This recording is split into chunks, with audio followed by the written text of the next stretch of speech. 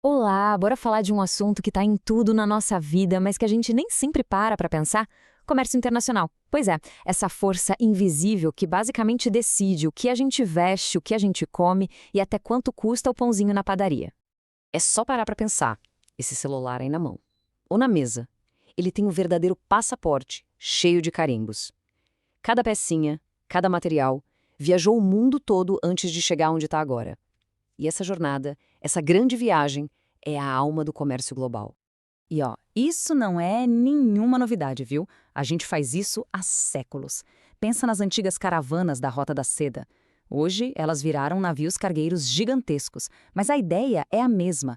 Trocar mercadorias sempre foi fundamental para a gente. E a razão é até que bem simples. Nenhum país, por maior que seja, consegue produzir absolutamente tudo o que precisa. Ok, mas o que exatamente move essa engrenagem toda? Por que os países comercializam uns com os outros, afinal? Olha, a lógica por trás é bem direta, na verdade. Pensa assim: um país tem soja de sobra, produz mais do que consegue consumir. Já outro país precisa muito dessa soja, mas o forte dele é produzir tecnologia. O comércio internacional, então, funciona como uma ponte. Ele simplesmente conecta quem tem de sobra com quem precisa, passando por cima das fronteiras.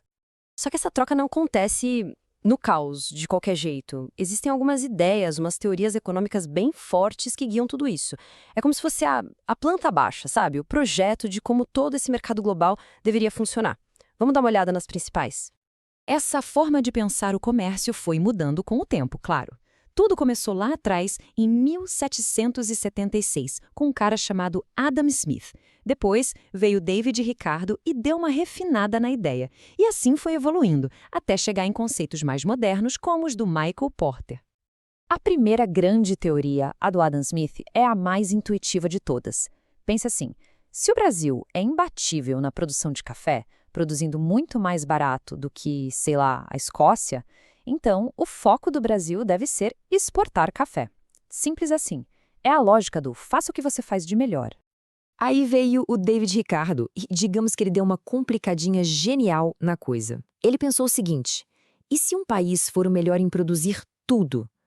Mesmo assim, ele disse que faz mais sentido esse país focar naquilo em que ele é relativamente melhor, sabe?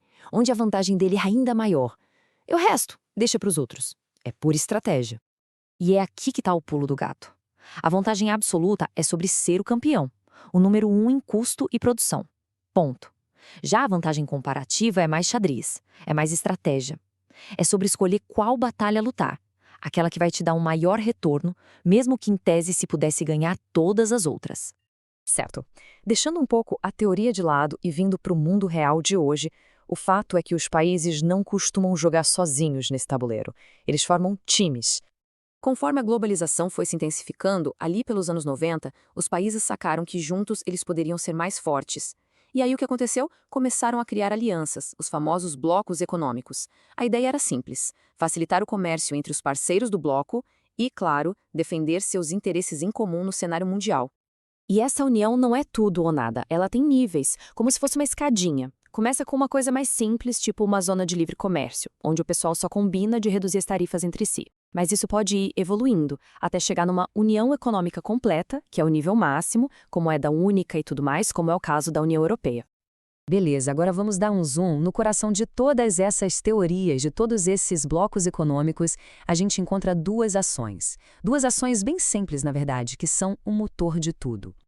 De um lado, a gente tem a exportação, vender o que se produz aqui para outros países. Do outro, a importação, comprar de fora o que a gente precisa. É isso, são os dois lados da mesma moeda. Uma empresa exporta para quê? Para crescer, para achar novos mercados. E por que ela importa? Para ter acesso a coisas melhores, mais baratas ou até coisas que nem existem por aqui. E para fazer isso acontecer, existem basicamente três jeitos.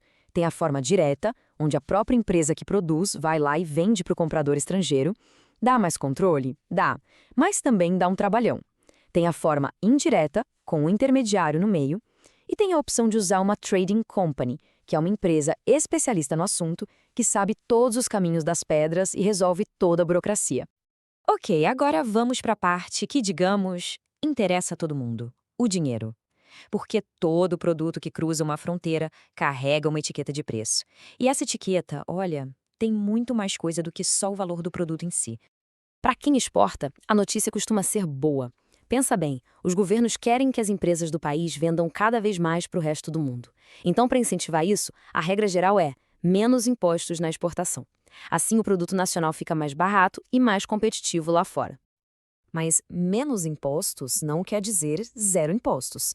Alguns ainda podem aparecer, como o IPI, o Imposto sobre Produtos Industrializados, só que aí tem um detalhe importante. Na maioria dos casos, para a exportação, a alíquota desses impostos é zerada. É mais uma forma de dar aquele empurrãozinho e incentivar a venda para o exterior. Agora, quando o produto está entrando no país, na importação, aí a história é bem diferente. Os governos fazem o contrário. Eles colocam mais impostos. E por dois motivos principais. Primeiro, para proteger a indústria local da concorrência de fora. E segundo, claro, para arrecadar dinheiro. A sopa de letrinhas aqui é até parecida, mas o peso é outro. O grande astro da importação é o II, o Imposto de Importação.